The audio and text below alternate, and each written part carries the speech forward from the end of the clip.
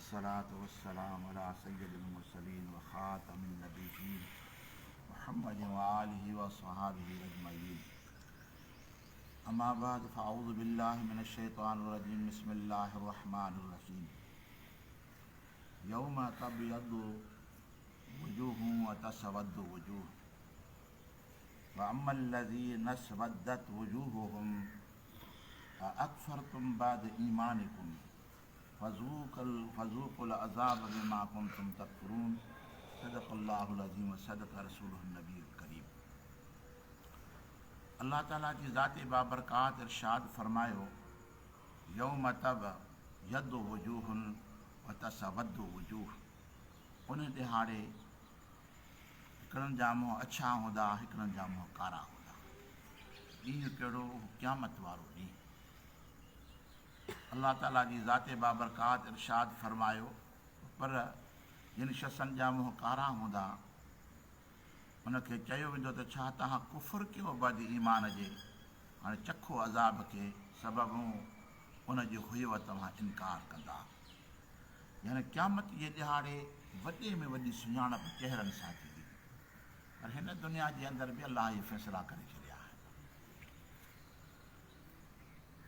रब करीम पंहिंजी पनाह में रखे हमेशह मानो पंहिंजी मालिक सुहिणे जी बारगाह में इहो अर्ज़ु कंदो रहे त मुंहिंजा मालिक सुहिणा, असांखे दुनिया ऐं आख़िरत जी रुसवाई खां बचा। जंहिंजा चहिरा क़यामत जे ॾिहाड़ा कारा हूंदा, उनजे लाइ केॾी रुसवाई हूंदी, केॾी ख़्वारी हूंदी। फरमाए त हिकिड़नि जा मुंहं अहिड़ा अछा हूंदा कि जंहिंखे ॾिसी करे दुनिया पई रिसूं कंदी त काश असांजा चहिरा बि अहिड़ा हुजनि। पोइ अल्लाह ताला जी ज़ात बाबरकात इरशाद फरमाए त फ़अम्मल्लज़ीना स्वद्दत वजूहुम। पोइ जंहिंजा कारा मुंहं हूंदा उन्हनि खां माण्हू पुछंदा त तव्हांजो कारो मुंहुं छो थियो आहे? अल्लाह ताला कफ़रतुम बाद ईमानिकुम, छा तव्हां ईमान खां पोइ कुफ़ुर कयव? यानी ईमान में हुयव तव्हां, पोइ कुफ़ुर कयव। यानी सबबु ॿुधाए थो पियो अल्लाह ताला क़ुरान पाक में त हुनजो सिर्फ़ु कुफ़ुर जेको आहे सो न, बल्कि ईमान आणे करे पोइ कुफ़ुर कयाऊं। पहिरियों सही अक़ीदे ते हुया, पोइ अक़ीदे खां फिरी विया। या इन मां मुराद मुनाफ़िक़ आहे। मुनाफ़िक़ ईमान आणींदो आहे, पोइ हुन में निफ़ाक़ पैदा थींदो आहे। पर फरमाए त इन सबब जे करे हुनजा कारा मुंहं थींदा। छा तव्हां कुफ़ुर कयो बाद ईमान जे, इन सबब जे करे तव्हांजा मुंहं कारा थिया। यानी ईमान में जे मथां क़ाइमु रहणु, इस्तक़ामत करणु, इन जहिड़ी ॿी का बहितरी आहे ई कोन। हदीस पाक आहे नबी करीम सल्लल्लाहु अलैहि वसल्लम जी त क़यामत जे ॾिहाड़े हिकिड़ा शख़्स आबे कौसर ते अलाह जो महबूब हूंदो ईंदा ऐं अलाह जो महबूब हुनखे पंहिंजो सहाबी करे सॾु कंदो, अचो अचो मुंहिंजा सहाबियो अचो। त अलाह जा मलाइक महबूब जी बारगाह में अर्ज़ु कंदा त साईं हीअ तव्हांजा सहाबी हुया पर हाणे न आहिनि, त तव्हां खां पोइ फिरी विया। पोइ इन में मुख़ालिफ़ीन जो जरह कहिड़ो आहे त यानी अलाह जो नबी सुञाणे न सघंदो पंहिंजनि खे परावनि खे। हाणे पंहिंजनि परावनि खे जेकॾहिं सुञाणे न सघंदो त तुंहिंजे हिन सुवाल में त कई सुवाल पैदा थियनि था पिया त अलाह जो महबूब खे शफ़ाअत कीअं कंदो? पंहिंजे खे सुञाणे न, पराए जो ऐं पंहिंजे जो फ़र्क़ु न करे सघे त उहो शफ़ाअत कीअं कंदो? त हाणे उन्हनि जो चवणु जेको आहे त साईं मलाइक ॿुधाईंदा त साईं हे तव्हांजा उम्मती कोन अथव, पर अलाह जो महबूब खे पंहिंजी उम्मत ऐं ईमान वारो सम्झी करे उन्हनि खे सॾु कंदो। पर इहो त हुनजे कौल जे ख़िलाफ़ु आहे। जॾहिं क़ुर पाक जी आयत हीअ मौजूदु बीठी आहे, हिकिड़नि जा मुंहं अछा हूंदा, हिकिड़नि जा मुंहं कारा हूंदा। इहा त तोखे मूंखे बि ख़बर पवंदी, हे कारे मुंहं वारो, हे अछे मुंहं वारो। तूं अलाह जे नबी जे मथां एॾो इल्ज़ाम छो थो हणी त अलाह जे नबी खे ख़बर कोन पवंदी? त अलाह जो क़ुर पाक सौ सिधो ॿुधाए थो पए। इहो ज़ाहिर ज़ुहर लॻो पियो थो, इहा ॻाल्हि लिखियल में हूंदी ई कोन। हर कोई पियो सुञाणींदो त हे मोमिन आहे, ही मुनाफ़िक़ आहे, ही काफ़िर आहे, ही ईमान वारो आहे। हबीब करीम सल्लल्लाहु अलैहि वसल्लम भला उन्हनि खे ईअं छो फरमाईंदा? उलमाए कराम त इहो उनखे तज़लील जे वास्ते हूंदो, तज़लील जे वास्ते, उनखे ज़लील करण जे वास्ते। अलाह जो महबूब पंहिंजी उम्मतनि खे, ईमान वारनि खे सुञाणींदो क़यामत जे ॾिहाड़े।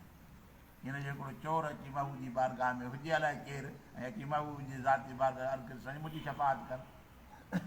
पोइ उनखां पुछा करे त तूं केरु आहे, कंहिंजो पुटु आहे, तुंहिंजी ज़ात कहिड़ी आहे, तूं कहिड़े ज़माने में आहे, कंहिं ते मथां कलमो, इहो तफ़सील त हलंदो ई कोन।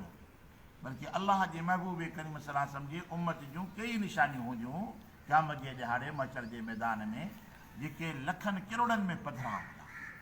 पर वॾे में वॾी निशानी जेका अल्लाह ताला क़ुरान पाक में फरमाई इरशाद फरमायई हिकिड़नि जा मुंहुं अछा हूंदा हिकिड़नि जा मुंहुं कारा हूंदा। इहा ॻाल्हि लिकियल ई कोन हूंदी। अवामुन्नास बि उन्हनि खे सुञाणींदो। अल्लाह जा नबियुनि जो मक़ाम त अञा आला ई मथे आहे। फरमाए त अल्लज़ी नबयदत वजूहुम फफ़ी रहमतिल्लाह हुम फ़िहा ख़ालिदून। जिन शख़्सनि जा मुंहुं अछा हूंदा न उहे अल्लाह जी रहमत में हूंदा। उहे हमेशह अल्लाह जी रहमत में ख़ुदा जे अर्श जे छांव में बीठा हूंदा ऐं उन्हनि जी वॾी इज़त हूंदी। उन्हनि जो वॾो ख़्यालु रखियो वेंदो जंहिंजा मुंहुं अछा हूंदा। अछे मुंहुं अचण जे लाइ रोशनी जो हुजणु ज़रूरी आहे। रोशनी न हुजे त मुंहुं कीअं सुञाणबो तुंहिंजो मुंहुं कहिड़ो आहे। राति जी जॾहिं ऊंदहि छाई वेंदी आहे त माण्हू न सुञाणे सघंदो आहे। पोइ छा चवंदो आहे अञा ऊंदहि मां कोन सुञाणे सघियोमांसि। यानी अंधेरो बि हिकिड़ो परदो आहे जेको माण्हू जी हक़ीक़त खे लिकाए थो पए। पर जॾहिं रोशनी ईंदी आहे त उहा शइ ज़ाहिर थी पवंदी आहे त तव्हां ई असांजी रोशनी मदीने वारो साईं आहे। पोइ जेकॾहिं तुंहिंजो मुंहिंजो मुंहुं अलाह जे रसूल जे तरफ़ ॾे आहे त अलाह कंदो त मुंहुं कॾहिं बि कारो न थींदो। सदाईं अचो ई अचो रोशनी में हूंदो। यानी सिर्फ़ु दावा न बल्कि ताबेदारी बि हुजे अलाह जे महबूब जी हुनजी ग़ुलामी दिलि सां कई वञे। फरमाए त तिल्क आयातुल्लाह नतलूहा अलैका बिल हक़। सुणा हबीब इहे अलाह जूं निशानियूं आहिनि जेके तुंहिंजे मथां तिलावत कयूं था साण हक़ जे। वमल्लाहु युरीदु ज़ुल्मन लिल आलमीन। ऐं अल्लाह ताला जी ज़ाते बाबरकात जहाननि जे मथां ज़ुल्म जो इरादो ई नथो फरमाए। यानी ज़ुल्म करे त कोन थो पर अल्लाह जो पंहिंजी मख़लूक जे मथां ज़ुल्म करण जो इरादो बि कोन्हे। इरादो बि न आहे। भला जे अल्लाह जे ज़ुल्म करण जो इरादो न आहे त पोइ अल्लाह ताला जी सज़ा छो थो ॾिए जहन्नम में थो विझे। हुनजे लाइ जॾहिं अल्लाह जो इरादो ई ज़ुल्म कंहिंजे मथां अज़ाब करण जो न आहे त पोइ हीउ अज़ाब छो थो करे। हिन मां मुराद इहा ई आहे त हर माण्हू पंहिंजे लाइ ज़ुल्म पाण थो करे। इहा इंसाफ़ जी तक़ाज़ा आहे। जेकॾहिं कंहिंखे क़यामत जे ॾिहाड़े सज़ा मिले त इहो अलाह जो इंसाफ़ आहे। इहो अलाह जो ज़ुल्म न आहे। तव्हां पाण चवंदा आहियो त चोर खे सज़ा ॾियणु घुरिजे न। छो चोरी कई कोई ज़ुल्म था कयूं असां। हर इंसानु चाहींदो ईअं आहे त फलाणे ॾोह कयो आहे हुनखे सज़ा मिलणु घुरिजे। हुनजो ॾोह हेॾो आहे जुर्म हेॾो आहे। हाणे उनखे जेका सज़ा मिले थी पई इहो ज़ुल्म न आहे इहो इंसाफ़ आहे। त क़यामत जे ॾिहाड़े अल्लाह ताला जी ज़ाते बाबरकात जेकॾहिं कंहिंखे सज़ा ॾिए थो पियो त ख़ुदा ताला जी ज़ाते ते मां ज़ुल्म नथो कयां। इहो ज़ुल्म पंहिंजे मथां हिन पाण कयो आहे। पाण हद खां गुज़रियो आहे। पाण खे पाण हलाकत में न विधो आहे। नज़र करे ॾिसूं त अक्सर करे असां पंहिंजे अमलनि जे करे फाथा पिया आहियूं। हर कोई को ज़बान जे करे फाथो पियो आहे। को माल मिल्कियतुनि जे तनाज़े में फाथो पियो आहे। यानी इहे सभु जेके मुसीबतूं खड़ियूं कयूं आहिनि असां इंसाननि पाण खड़ी कयूं आहिनि। अलाह जे तरफ़ां त रहमत ई रहमत आहे।